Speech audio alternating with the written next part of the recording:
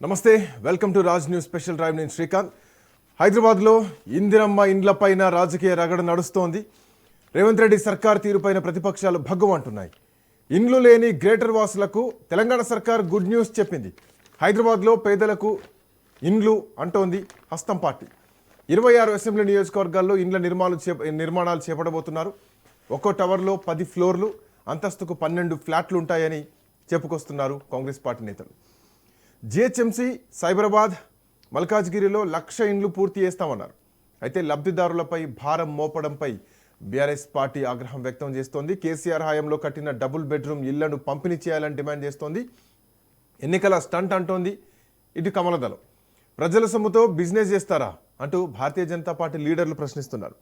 So greater Hyderabad GHMC ఎన్నికలు సమీపిస్తున్నటువంటి వేళ ఇందిరమ్మ ఇండ్ల విషయంలో లబ్ధిదారులపైన భారం వేస్తున్నారు.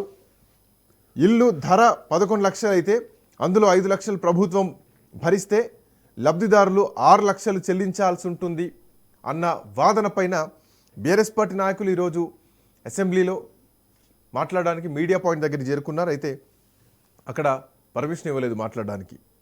సో ఆ తర్వాత మాట్లాడడానికి సిద్ధమయ్యారు.